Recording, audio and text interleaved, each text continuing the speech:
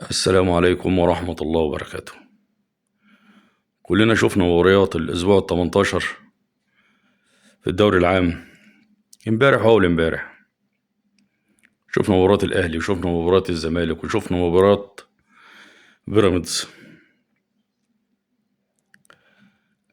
أنا طلعت وقلت إن الأهلي في المباراة بتاعة الجونة، مباراة الجونة إحنا كسبنا الواد بالعمري، وإمام عاشور جاب جون مش أي حد يجيبه.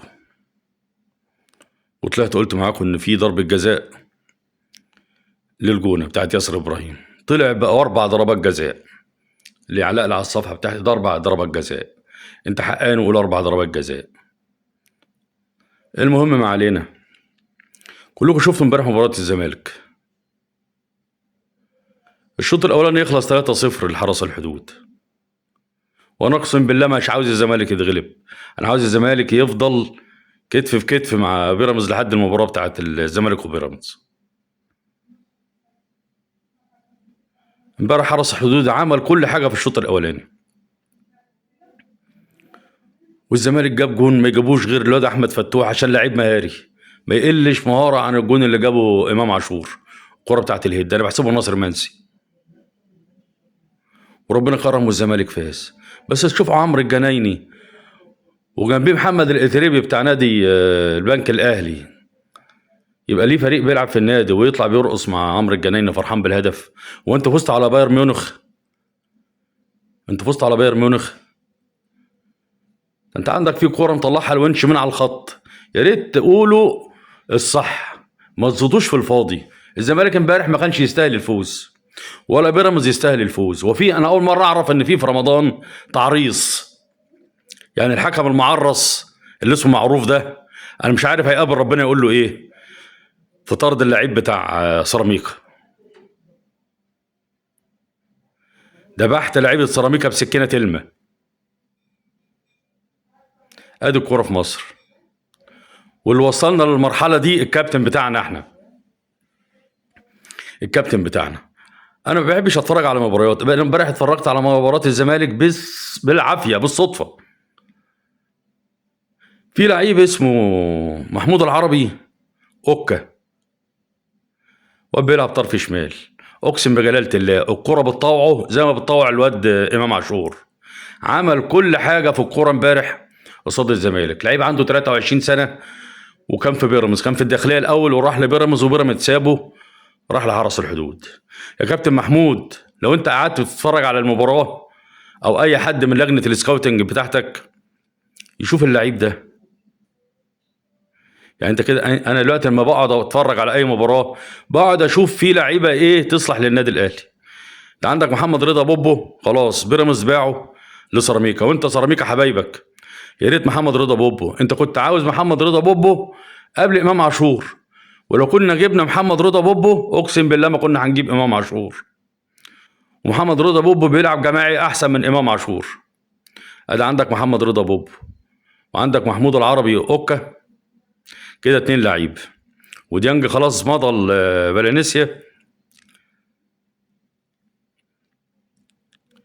المفروض تجيب اوجستين منصور، لان كل اللي عندك ده، حتى اللعيب بتاعك اللي اسمه قباقة ما رضيش يجي لك في فترة الانتقالات الشتوية. قال لك لا انا بشارك مع زد وهاجي مش هلعب، وهو معاه حق. المفروض واحد مكان ديانج تجيب اوجستين منصور اللي انتوا كنتوا معجبين بيه الاول قبل ما يجي الحاج طرب. الحاج طرب بيقول لك لعيب ممتاز بس في الشق الهجومي. طب ايه يعني في الشق الهجومي؟ ايه يعني ما يكون في الشق الهجومي ويلعب 10 ولا يلعب حر في الملعب؟ ما ممكن امام يجيب لك عرض ويكون عرض كبير وتمشيه، هيبقى عندك اوجستين منصور هيبقى احسن منه، وواد زي محمود العربي اوكا ده هيكون احسن منه حتى لو جاب مستواه. محمد علي بن رمضان احتمال يروح السعوديه. هنقعد بقى كده يا كابتن نسيبها كده خربانه، ونيجي في الشهر ولا الشهر ونص ولا الشهرين بتوع ال الانتقالات نبقى ندور بقى على لعيبه تانية تيجي مكان اللعيبه اللي مشيت. انت عندك اسامه هلال ملوش ريحه اللازمه. انا ما اعرفش اسامه هلال ده نزل علينا بالباراشوت منين داهيه. طب خلي اسامه هلال يخلص في كريستو ويخلص في رضا سليم ويخلص في داري، علشان ما تحطليش العقده في المنشار وتقول لي انا مش عارف اعلن على مهاجمين ولا على لاعبين جداد الا لما نمشي دول ويبقى الموسم خلص. انا بشاهد الناس الاهلاويه اللي كانت زعلانه مني ان انا بهاجمه. انت بيراميدز عمل عندك كام صفقه؟ جاب عيل تحت السن افريقي، وجاب الواد بتاع الاردن عوده الفخوري، وجاب ناصر ماهر، وجاب حامد حمدان اللي احنا نفسنا ولا لساننا اتبرع عنه من الكلام عليه، والناس ما كانش عاجبه. يقول لك مين حامد حمدان ده؟ شفتوا حامد حمدان امبارح انتوا؟ يلي مين حامد حمدان ده؟ غير الكرة اللي اتشاطت ودخل الجون، شاط كرة تانية زي الكور بتاع طاهر ابو زيد زمان، رجليه الشمال دي ما شاء الله، وامبارح خد رجل المباراة. عشان تقول انه طرب ما كانش عاوزه. طب ما طرب ما كانش عاوز بالعمري، جات على حامد حمدان. ده انت لو انت سمعت كلام طرب في بالعمري اللي متقاعد افريقي، كان حامد حمدان هيتقاعد محلي.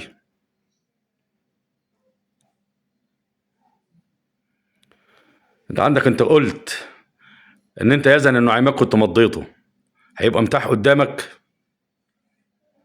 تجيبه في الانتقالات الصيفيه. وانا قلت لك فريق نورشلاند بتاع محمد منصور اخو ياسين منصور، قلت لك اتعاقد معاه وهو مكسور، اتعاقد معاه وهو مكسور ويجي لنا في الفتره الصيفيه. انت بتقول اتعاقدت مع ابراهيم عادل وعشان يجي الاهلي. يزن انه عماد اولى من اي حد، ده اللي هيخلص. سيبك بقى من الافارقه، وادينا شايفين الافارقه عم مش معانا. احنا جبنا 6 وبيراميدز جاب 4 اللي انا قلت عليهم. احنا جبنا 6 مين؟ جبنا داري جديد، عمرو الجزار، موديس. لا موديس احسن. جبنا مين جديد؟ اوسخ لعيب رجليه وطأت ارض النادي الاهلي سيد تتش كاموش. كده 2، كده 2 لعيبه. احمد عيد ما يقلش عنهم، ما يقلش عنهم سفاله ومستوى هزيل. كده 3. عندك بالعمري والواد مروان عثمان، هما الاثنين دول. ومعاك هادي رياض على عبال لسه اما طرب بيه يقتنع بيه يكون الموسم خلص. يعني ده لو بيفهم طرب ولا اللي معاه عندهم ضمير يقولوا له هادي رياض احسن من بيكهام اللي انت عايز تبدا بيه بكره. وهادي رياض لو حط رجله في الارض هيثبت مكانه. يا ريت تبدا بكره بهادي رياض، هيبقى 3 من ال6 ده. لو هادي خد، المفروض انت جبت 2. وعندك مروان عثمان ده اصلا مش في مكانه. مروان عثمان كان بيجي من تحت لفوق، كان بياخد طرف شمال. يبقى انت ما عملتش الصفقات يا كابتن، ما عملتش الصفقات. من ابراهيم ديابتيه اللي راح ليستر سيتي تجيب لنا كاموش.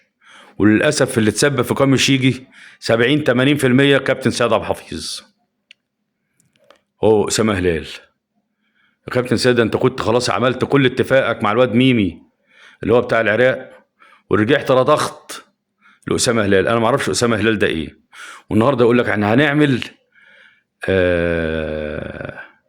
غربله في لجنه السكاوتنج والتعاقدات. غربله ايه يا ابني؟ هات اتخن واحد في لجنه السكاوتنج، وهات التخين في لجنه السكاوتنج، واحسن واحد في السكاوتنج والتعاقدات. عمره ما يقدر يعمل حاجه طول ما الكابتن المفتاح في ايده، طول ما الكابتن المفتاح في ايده.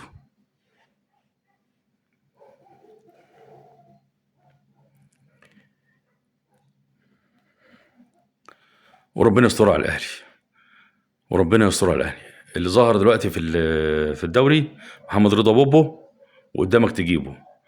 وجاستين منصور يجي غصبا عن اي حد، ولا تقول له مدرب ولا غيره.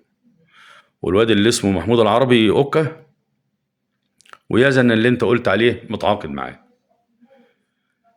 هيبقى يزن. لو عايز تجيب مصطفى قبيل هيبقى يزن ومصطفى قبيل هم بس اللي هيتأيدوا اجانب، لكن اوجستين هيتأيد مصري. وربنا يستر على النادي الاهلي. انا عشان بس الفيديو ما يطولش، والسلام عليكم ورحمة الله وبركاته.